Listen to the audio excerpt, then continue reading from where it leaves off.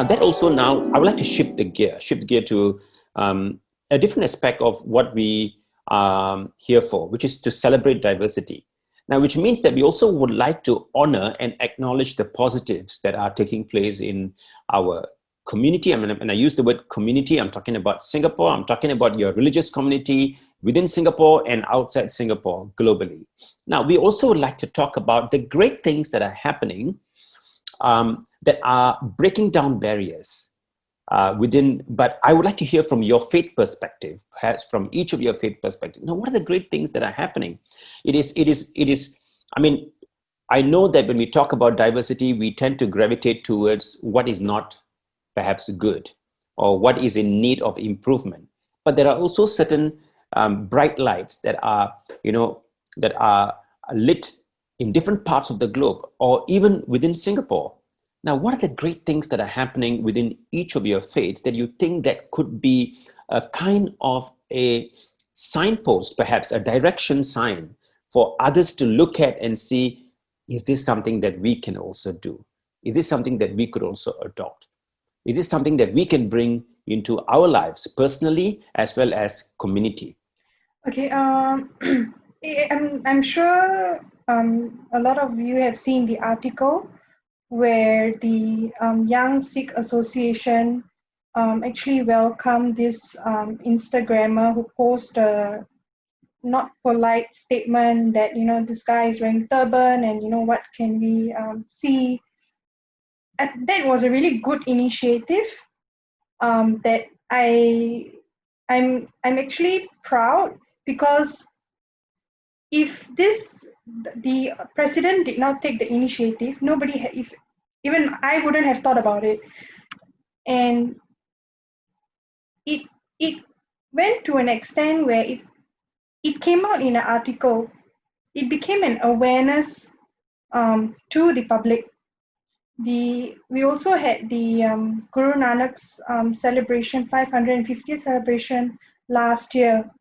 I'm sure before this news article and non-practitioners wouldn't have known what Sikh is. What is actually, what do we do? How do we actually, who are they? What are they? We see them wearing bangles, walking down the street. Oh, as long as they're wearing bangles, they are Sikhs. So that news article really made a shine to Sikh community. And with that, adding on, is also the marriages. That I've attended certain marriages where actually in the invitation that they provide, they actually list down the steps and the rules and what to do, what not to do, which is actually very helpful to this current generation and also to the non-Sikh attendees for the event. I just like to highlight this. Last year, I went on a Christian-Muslim pilgrimage. And I think that going on pilgrimages, on an interfaith pilgrimage, there's a lot of learning and sharing. You're forced to stay together for a period of time. And in this one, we took the journey of St. Francis, and we went to Turkey, to Istanbul. We went to Cairo. We went to Damietta. We went to Mount Sinai. All the common places that we share together. And of course, we crossed over to Israel, to Bethlehem and Jerusalem, and stayed there before we came home. And I think one of the things, it was an anniversary of the meeting between St. Francis of Assisi and Sultan Malik al-Kamil. And it was at the time of the Crusades. And St. Francis actually went with his aide to go and seek the Sultan. Actually, I think they were trying to stop the war. And they spent a few days there. And in it, there was this conversation and dialogue between him and the Sultan. I think what was wonderful was that there were some shared ideas. St. Francis took back the part about that Muslims pray 5 times a day. So he introduced a regular time for prayer. All right. There's also part about we have commonalities using the prayer beads. both Muslims and Christian Catholics have prayer beads. And what was actually interesting was that actually Francis tried to stop the war. He's tried to stop the Crusades. All right, he didn't succeed. But what happened was that when the Crusaders, started to invade, all right, the Sultan opened the sluice gates of the Nile, and the water flooded into the whole area. And of course, everything was all soaked up, and the people were all stuck in the mud. But the interesting thing was that the Sultan sent food to these people who were his enemies. And so in this journey, we began to read the text together, and imagine reading the text outside the cave where Jesus was born, reading about Maryam from the Quran and Mary from the Bible, and walking the same tracks as, in a sense, Isa and Jesus, and looking at our, celebrating our differences and our commonalities in a sense. And I guess the highlight of our moment was when we went to Damietta, and Damietta is where Francis actually met the Sultan, and we had a upper room lunch, and after the lunch, Friar John Wong, who was one of the co-leaders of this journey, shared the story about the Last Supper of Jesus, and talked about how Jesus washed the feet of his disciples, and we washed each other's feet, both Christians and Muslims. I think it was the tour guides were kind of stunned, and they started to cry, and so did we, because actually we didn't know what was happening. Friar John just went on, and we're like, oh my gosh. And it was at this time, it was as if we felt that we were just part of a common humanity, and we're trying to understand each other. We're trying to stretch out and build a bridge. And from then on, our journey changed as we went into Jerusalem, because we were looking at the churches and the mosques at the same, wherever we went. And until now, we still have this sense of camaraderie. The group still continues to connect and meet, and we had some dialogues, interfaith dialogues and sharings about what happened to the people. And even at my book launch, we actually showed the pictures of this journey. But I guess we have to begin somewhere, in little ways, and maybe even pilgrimages and other historical lectures, common history and stuff like that helps bring us to a point where we can begin to talk a bit more about the difficult issues and learn about that it's not easy, but maybe in this period of time, we need to do the work and plow the ground. Guad, if I could just add on, I really like what you said about, doing the work and plowing the ground, and in a way your book, right? Like, if I can just do a little shout out for you, like that, it's a kind of a continuation of that journey that, imagine, started all the way centuries ago, the Sultan, and the fire and all, and then you're adding a pearl in that long necklace of conversations. And I think that that's something we need so urgently today, right? So I was, okay, and because this book is within reach, I just happened to, I'm really inspired by Venerable Thich Nhat Hanh when he was,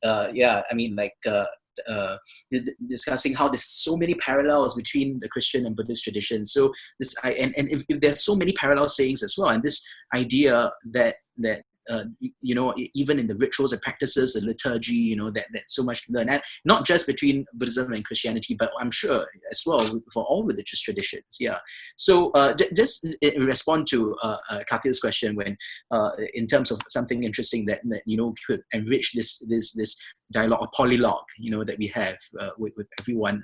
That's interesting. I guess what I'm noticing, and definitely I'm seeing this in the Buddhist community to that's starting out and it's promising, but it's something that the Protestant and Catholic communities are definitely way ahead, is the pivoting to digital experiences. And that's something that I think religion needs to shift in a post-COVID era, that now, I mean, you have, say, Buddhist Fellowship going on Facebook and Instagram, and all Singapore Buddhist Mission Youth. All these Buddhist groups are shifting to an online engagement. We've seen that during Visa, it was featured in the news and all. We're seeing new YouTube channels. We're seeing the power of the global mindfulness movement. It's been secularized to some extent as well. I mean, but there's a sense in which I think there's a lot of potential, in how we can really learn from one another's traditions and allow for the richness of the Buddhist traditions to be shared with the world, so that Buddhism isn't just for Buddhists. I mean, there's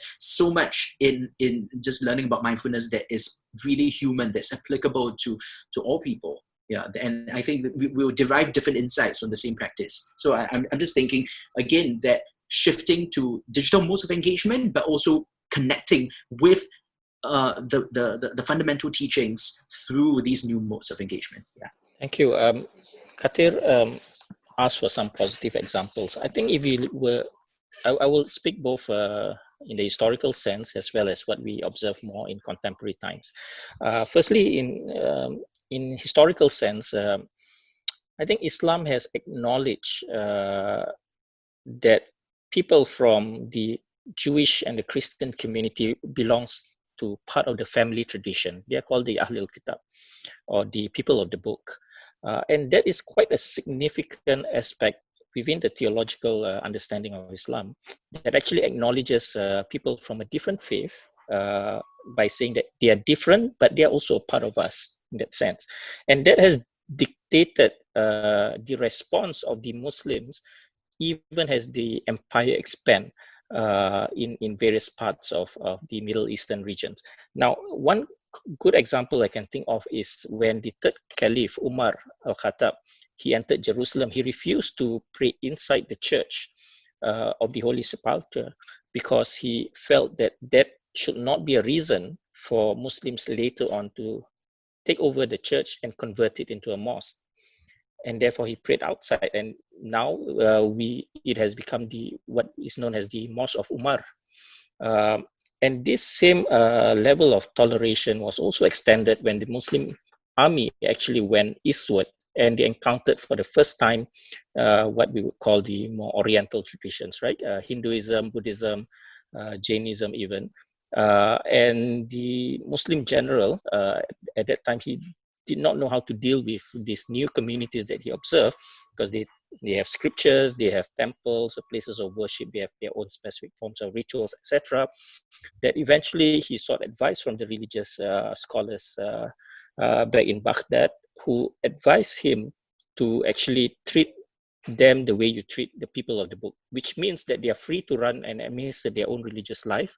Their temples are not to be destroyed, and they are granted some rights in terms of continuing with their religious lives and practices. This is known as the Brahmanabad Agreement.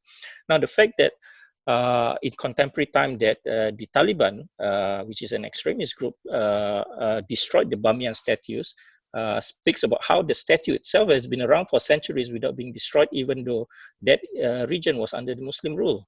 So that is a continuation of that kind of toleration that we do find as a positive example that we need to uncover and dug out. Now, in the more recent times, of course, we know in 2007, the Prince Ghazi of Jordan and a few global Muslim scholars have actually initiated a document known as the Common Word. And in fact, the King of Jordan had actually proposed to the United Nations to have this World Interfaith Harmony Week every year in February, and that was approved by the United Nations. And today we celebrate World Interfaith Harmony Week as a result of the advocacy of the Muslims at the global level, which emerged out of that Common Word document, which Muslims and Christians try to reconcile through this idea of loving God and loving your neighbor, which was initiated by Muslims. There is also the more recent Marrakesh Declaration that talks about protection of minorities in Muslim majority countries, that was initiated by a few global Muslim scholars and signed by more than 200 Muslim leaders worldwide. I could also point to the more recent one, and probably you'll be familiar with this because it's all over the news, was the document on human fraternity in 2019 that was signed between the current Pope and also the Grand Sheikh of Al-Azhar, Sheikh Ahmad Al-Taib, that talks about bringing reconciliation between humanity as a whole. In fact, earlier when we talked about the intra-faith dimensions, right? There was also the positive example of the Aman message in 2006. Again, it happened in Jordan, where Muslim leaders all over the world, they come together and they try to reconcile the tensions between the Sunnis and the Shias by saying that we are all part of the same tradition, even though we may hold specific differences in our beliefs and practices, but we are still Muslims. So there are plenty of these examples at the global front. It's just that we need to make the wider public aware of these kind of initiatives and to let these values translate down to the common masses. And that is where the role of the religious leaders and the leadership at the local level plays a very important role in terms of communicating what the good things that have been done, as well as uncovering a lot of the rich resources within our history. Thank you, Imran. So now it comes to Hinduism. It's always been a very personal religion, because the way my neighbor practices Hinduism could be very different the way I practice it. In fact, it even differs the way I practice from my mother. I think along the years, what has happened is that I talk about a lot of years back. Hinduism is all about temple worship. People go to temples, they worship, come back. I think less importance was given to the studying of scriptures. Maybe perhaps because the lack of availability of those scriptures. Along these years, and I think a lot of scholars and Hindu leaders have done so many fantastic jobs, to get the scriptures readily available. Now, if I just need to have any reference, I can just go to online and just need to search any particular Upanishads or Vedas, and it's just right there for me to experience that. But I think the challenge Hinduism is facing right now, I mean, I'm supposed to talk about positive things here, but the positive part is that it's readily available. The challenge is that for people to go and start looking for it. Because every one of us, most of us are still stuck in the bubble that it's okay, going to temple is fine. But I think in order to have a clearer understanding of humanity, a clearer understanding of how things work, I think knowledge is very, very important. When you have the knowledge, you're able to pass it down with better clarity. That is my opinion. Yeah. All right, my friends, time just flew. I thought we would need more questions. It looks like, it's a great discussion.